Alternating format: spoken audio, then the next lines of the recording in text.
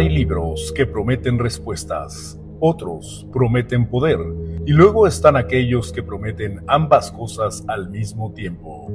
Este es el caso de las clavículas del rey Salomón. Para algunos, se trata de un grimorio antiguo, el manual supremo de la magia occidental, supuestamente escrito por el rey más sabio de la Biblia, capaz de otorgar poder para controlar demonios, espíritus y fuerzas invisibles. Para otros, no es más que un texto medieval plagado de delirios místicos, fantasías de la época, símbolos religiosos reciclados y una estética cuidadosamente diseñada para parecer peligrosa. Pero, ¿qué son realmente las clavículas del rey Salomón y por qué han sido tan influyentes durante siglos? La respuesta, cuando se observa desde la historia, la psicología y el pensamiento crítico, no habla tanto de demonios ni de hechizos, sino de nosotros mismos. Esto es El Faro de Enki, espacio donde hablaremos sobre temas metafísicos, filosóficos, psicológicos y mágicos, con un enfoque racional y analítico basado en la evidencia existente tras años de estudio como miembro de sociedades secretas. Dentro de las creencias judeocristianas, el rey Salomón aparece en la Biblia como un sabio, un monarca famoso por su inteligencia, su capacidad para juzgar con justicia y su cercanía con Dios. Sin embargo, con el paso del tiempo, esta figura histórica se transforma. En textos judíos posteriores, escritos siglos después de Salomón, ya no solo es un sabio, sino un mago, un hombre que posee un anillo sagrado con el cual controla demonios y espíritus, obligándolos a trabajar para él, construir templos, revelar secretos y someter fuerzas invisibles. Este detalle es clave porque dentro del pensamiento esotérico es precisamente esta leyenda la que sirve para justificar la existencia de las clavículas. Ahora bien, cuando hablamos de las clavículas o las llaves, no estamos hablando de solo un libro, sino estamos hablando de una familia de textos mágicos, supuestamente portadores de las llaves del conocimiento oculto. Los dos más conocidos son la llave mayor de Salomón y la llave menor de Salomón. La llave mayor es básicamente un manual técnico de magia ritual. No cuenta historias, no reflexiona sobre el sentido de la existencia y no ofrece filosofía profunda. Es un instructivo paso a paso, cómo purificarse, qué días son adecuados, qué símbolos trazar, qué palabras recitar y qué errores pueden arruinar el ritual.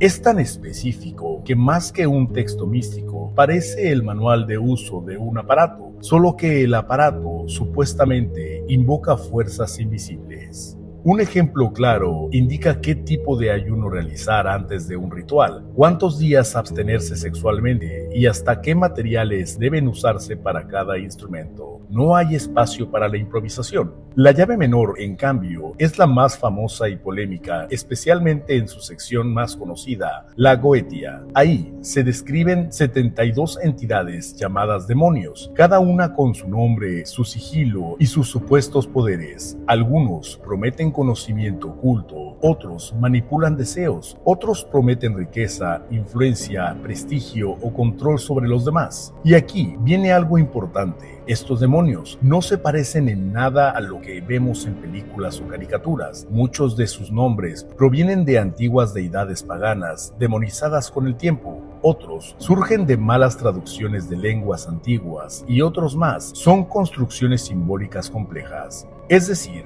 no estamos necesariamente frente a un catálogo literal del infierno, sino ante un archivo cultural donde dioses derrotados, ideas prohibidas y símbolos reprimidos reaparecen bajo nuevas formas. Un ejemplo claro es que varias entidades de la Goetia tienen atributos muy similares a dioses mesopotámicos o cananeos que, con la expansión del monoteísmo, pasaron de ser divinos a demoníacos. Pero entonces surge la pregunta inevitable: ¿fue realmente el rey Salomón quien escribió estos textos? La respuesta corta es: no existe ningún manuscrito de las clavículas que provenga de la época de Salomón. Los manuscritos más antiguos que poseemos aparecen entre los siglos XIV y XVII, escritos en latín o en lenguas europeas medievales, es decir, más de 2000 años después del Salomón bíblico.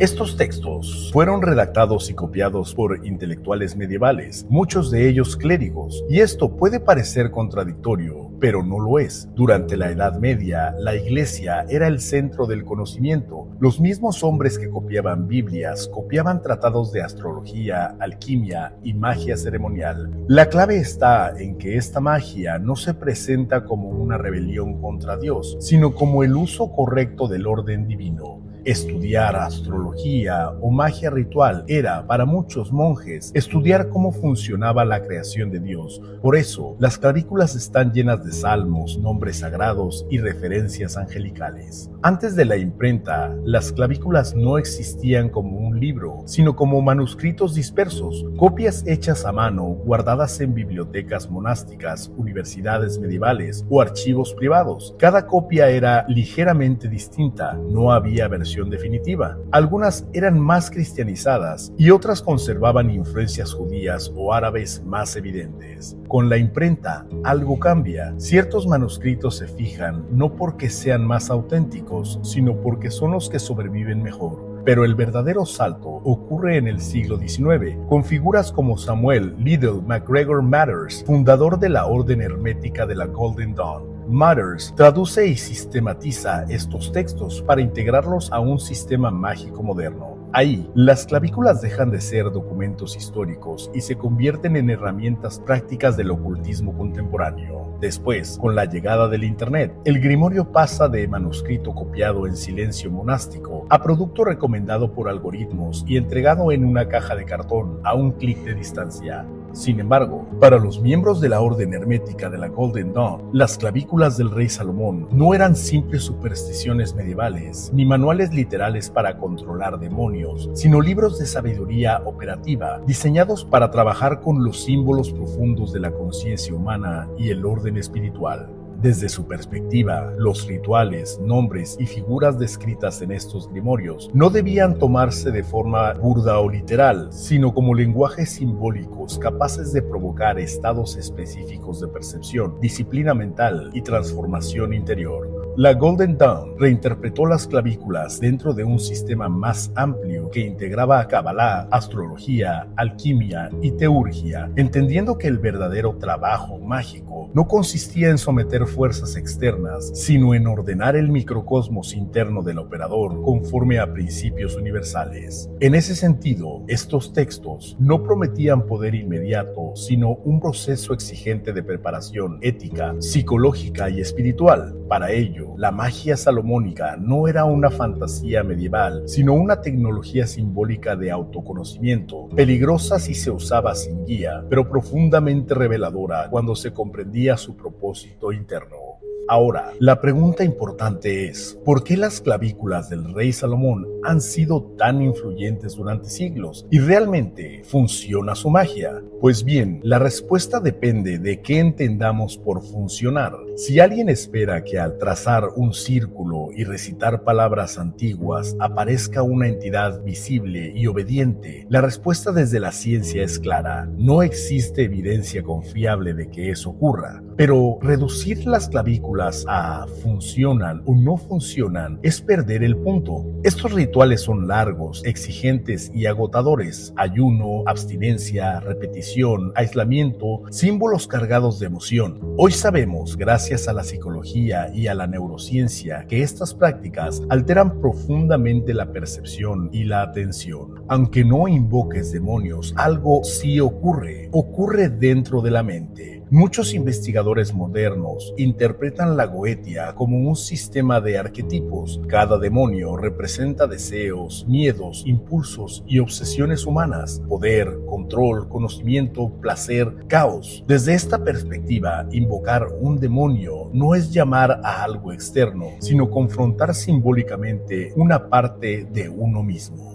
Eso no hace a las clavículas inofensivas. Leídas sin contexto y sin pensamiento crítico, pueden generar obsesión, confusión o experiencias psicológicas difíciles de manejar. No porque haya demonios esperando salir, sino porque el cerebro humano es extremadamente sensible a la sugestión por medio de símbolos y expectativas. El peligro no está en el libro, está en cómo se interpreta. Las clavículas no son libros escritos por Salomón, no son manuales sobrenaturales infalibles, pero tampoco son simples tonterías medievales. Son documentos históricos complejos, mapas simbólicos de la mente humana y testigos de cómo una civilización entendía el poder, el orden y lo prohibido. Y quizá por eso, las clavículas del rey Salomón siguen fascinando hoy en día, no porque oculten secretos mágicos, sino porque actúan como espejos de nosotros mismos. Aquello que alguien intenta invocar y la forma en que pretende usarlo revela más sobre sus deseos, miedos y carencias que sobre cualquier fuerza externa. Las clavículas no nos hablan tanto de demonios, sino de la mente humana, buscando poder, sentido o control. Al final, el verdadero misterio no está en lo que creemos llamar desde afuera, sino en la conciencia que proyecta esas formas y le da significado desde dentro. Pero eso es otra historia. Si te ha gustado este video, mucho te agradecería suscribirte, compartirlo o simplemente regalarme un like. Coméntame en la caja de comentarios algún tema sobre el que te gustaría saber y trataré de abordarlo en una próxima entrega. Esto es El Faro de Enki.